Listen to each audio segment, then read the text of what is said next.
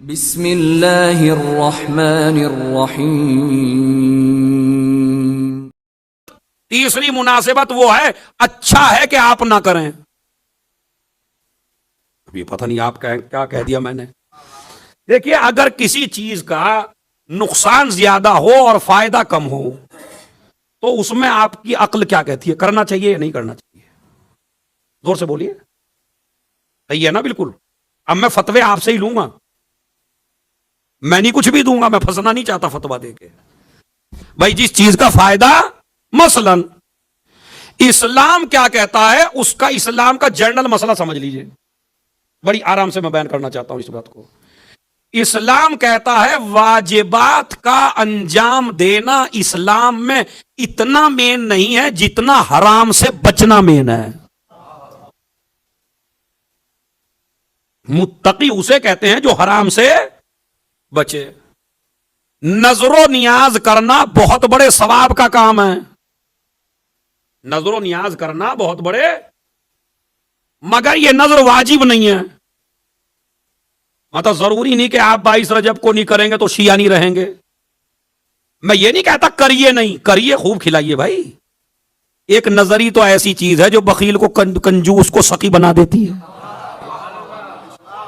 ورنہ پورے سال نہیں پوچھتا تمہیں کوئی۔ اگر یہ نظر نہ ہوتی تو یہ سال بھر میں بھی نہ پوچھتا۔ تو اس نظر نے سخی بنا دیا ہمیں۔ ایک نظر بہت اچھی چیز ہے، ہونی چاہیے، لیکن اس نظر میں کچھ ہماری طرف سے کچھ قصے ایسے ہیں کہ جن قصوں کو روزے کی حالت میں پڑھ دیا جائے تو روزہ باطل ہے۔ مثلا میں اس قصے کو بتاؤں آپ سے۔ 9 چیزیں وہ ہیں جن سے روزہ باطل ہو جاتا ہے۔ کتنی چیزیں ہیں؟ حضور سے بولیے۔ 9 چیزیں وہ ہیں جن سے روزہ، کھانا پینا، اور میں 9 تو نہیں گناتا، وہ تو مولانا جو رمضان مبارک میں ان کو بھی تو کچھ بیان کرنا چاہیے۔ تو کھانا پینا ایک ہے، اللہ اور رسول پہ بہتان باندھنا۔ اللہ رسول پہ بہتان باندھنا، جیسے کہ آج کل ہو رہا ہے ہمارے انڈیا میں، ایک نوحہ چلا ہوا ہے، یہ میرا ہندوستان ہے، یہ میرا ہندوستان ہے، اور اس میں ایک مصرع ہے، جس کی کھاؤ اسی کی گاؤ، یہ فرمان محمد ہے۔ اچھا، آپ کبھی عقل سے سوچئے رسول ایسی بات کہہ سکتے ہیں؟ جس کی کھاؤ اسی کی گاؤ۔ اسلام یہ نہیں کہتا جس کی کھاؤ، اسلام کہتا حق کہو۔ جس کی کھاؤ گاؤ کا کیا مطلب ہے؟ تو جس کی کھاؤ اسی کی گاؤ، یہ فرمان محمد ہے۔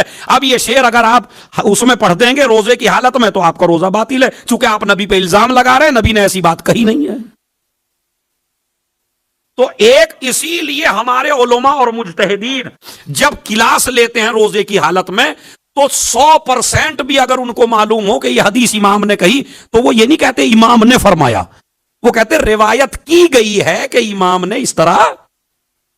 بچتے ہیں، باقاعدہ مجتہدین علماء بچتے ہیں، ڈائریکٹ نہیں کہتے۔ اور ہمارا چھوٹا سا بیچارہ جسے نہ حدیث کا پتہ نہ روایت کا پتہ، ارے یہ تو امام نے فرمایا، ارے یہی تو فرمایا مولا علی نے۔ آپ کو نہیں پتا مولا علی نے فرمایا یا نہیں فرمایا، کیا پتا بزرگوں کا قول ہو وہ، اور آپ اسے کہ مولا علی نے فرمایا، یہ تو چھٹے امام نے فرمایا۔ کوئی ترقی ہوتے ہوئے کیا دیکھ، ارے یہ تو مولا علی فرما کے گئے، 2 سال کے بعد وہ سائنس بدل گئی۔ سائنس بدلتی ہے، علی نہیں بدلتے۔ تو میرے کہنے کا مقصد یہ ہے کہ آل محمد پہ الزام لگانے سے روزہ باطل ہو جاتا۔ اب آل محمد، اب یہ لکڑہارا اور یہ پتہ نہیں کہاں کہاں کے قصے ہیں، اور اس میں ایسی ایسی باتیں، مثلا جناب سکینہ، اس میں بی بی کی کہانی میں ہے کہ اس نے کہانی نہیں دلوائی، بی بی نے اس کا گھر اجاڑ دیا، بالکل سمجھ رہا ہے۔ اب اسی طرح اور یہ 2-3 قصے جو 22 رجب میں پڑھے جا رہے ہیں، اس میں پتہ ہی نہیں، ایسا لگے جادو ہے یہ۔ او بھائی، جس کے بارے میں 100% آپ کو معلوم ہو کہ یہ قصہ ہے، علماء سے 3 کتابیں پڑھیے، انٹرنیٹ سے قصے لکھے ہوئے ہیں، معجزات امام جعفر صادق، کوئی بھی معجزہ پڑھ لیجئے، مگر جس میں ایسا جو عقل قبول نہ کرے، تو ایک تو غلطی ہے ان واقعات کو پڑھنا جن واقعات کے بارے میں 100% آپ کو معلوم نہیں ہے کہ یہ امام نے کیا یا نہیں۔ ایک تو وہ نہ کریے آپ اس نظر میں، ورنہ بجائے ثواب کے عذاب آ رہا ہے۔ دوسرا، یہ جو بزم سجی ہے نظر کی، یہ آل محمد کے نام پہ سجی ہے. بھائی میں نے بہت جملہ بڑا کہہ دیا، خدا کی قسم. یہ جو آپ نے لوگوں کو بلایا اپنے گھر پہ، اپنے نام پہ نہیں بلایا، یہ بلایا ہے چھٹے امام کے نام پر. تو گھر میں وہی چیز کرو جس سے امام راضی ہو. اب مثلاً نظر میں تھوڑا ثواب تھا، پتا چلا میری بیوی بھی سج دھج کے آئی، ان کی بیوی بھی سج دھج کے آئی، ان کی بیوی بھی سج دھج کے آئی، سارے دوستوں کی بیویاں سج دھج کے آئی، اور دسترخوان پہ ادھر عورتوں کو بٹھا دیا، ادھر مردوں کو بٹھا دیا، مس گیدرنگ ہو رہی ہے اور باقاعدہ پردے کا کوئی انتظام نہیں ہے.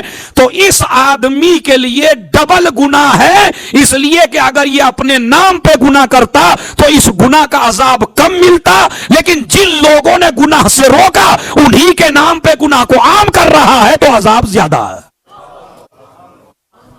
تو اس سے تو نظر نہ کرتے آپ. وہ بھائی 22 رجب کی نظر نہ کرتے آپ.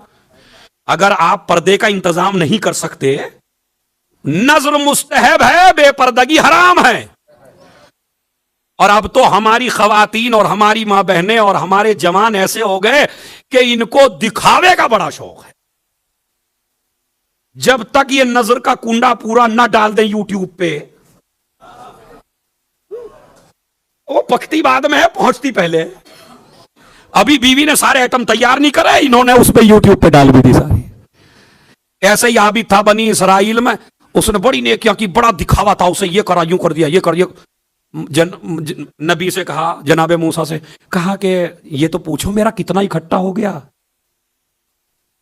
موسیٰ سے کہا موسیٰ اس کا تو ایک بھی نیکی نہیں ہے. کہا کیا؟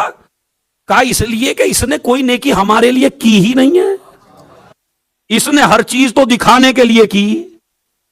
ماتم ہو رہا ہے وہاں دکھاوا. تابوت اٹھتے ہیں تو تابوت میں تجھے رونا چاہیے نہ کہ تجھے کلپ بنانی چاہیے. وہاں مولا علی کا 7ویں امام کا تابوت اٹھا، وہ ہر آدمی ایسے لیے ہوئے، رقت ختم ہو گئی، خالی فون گھما رہے ہیں چاروں طرف. خدا کی قسم یاد رکھیے، اگر غلطی سے بھی ایک عورت کا ویڈیو، پردے کی شکل میں نہیں، بے پردہ، اگر کسی عورت کی ویڈیو آپ کے موبائل سے ڈل گئی ہے تو جب تک اس ویڈیو کے ذریعے اس عورت کی بے پردگی ہوتی رہے گی، فرشتوں کی لعنت آپ کے اوپر ہوتی رہے گی. بچیے ان چیزوں سے بھائی. مستحب کام تھا 22 رجب، ثواب بہت زیادہ تھا 22 رجب کا، لیکن ثواب اسی کو تو ہے جو اس میں حرام نہ کرے. مگر اس میں نہیں بچیں گے. مولانا صاحب سال میں ایک دفعہ ہوتی ہے. کچھ تو اب ایسے ہو گئے جو اگر میں نے روک دیا 1-2 جگہ وہاں، کہنے لگے مولانا ہم آپ کو الگ بٹھا دیں گے. دیکھیں کتنا بڑھیا ہو رہا ہے. صلوات پڑھے محمد اور آل محمد پر. یہ اس جملے کا مطلب کیا سمجھتے ہیں آپ؟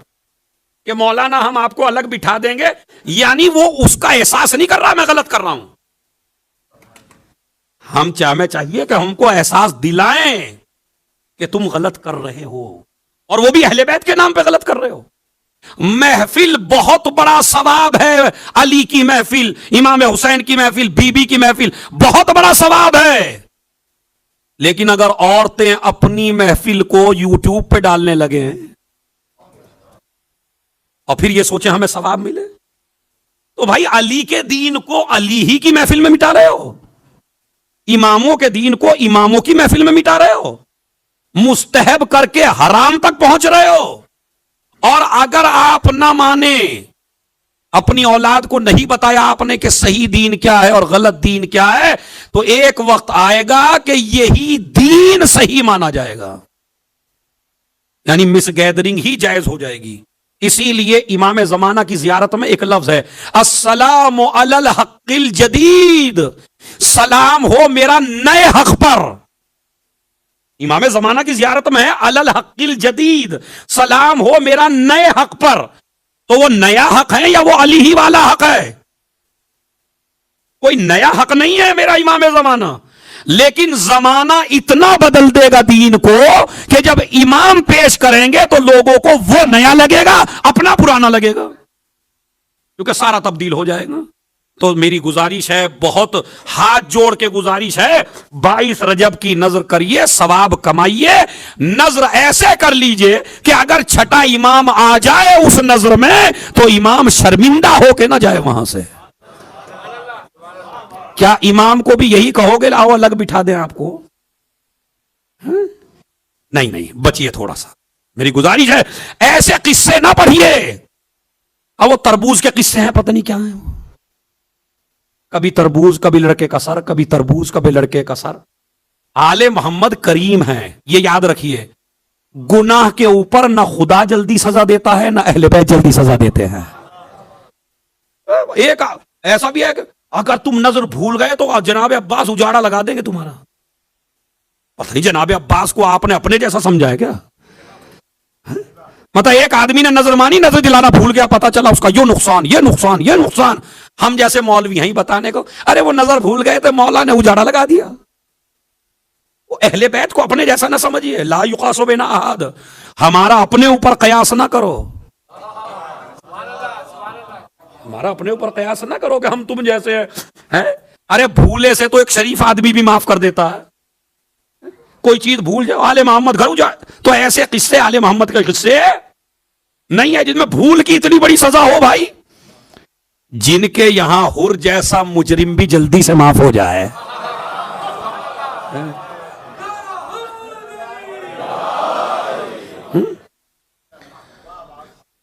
اسی طرح مثلاً تو بی بی سکینہ، ان سے دین سمجھیے، اور یہ جو نظر و نیاز ہے یہ واقعاً بہت ضروری ہے، بہت ضروری ہے۔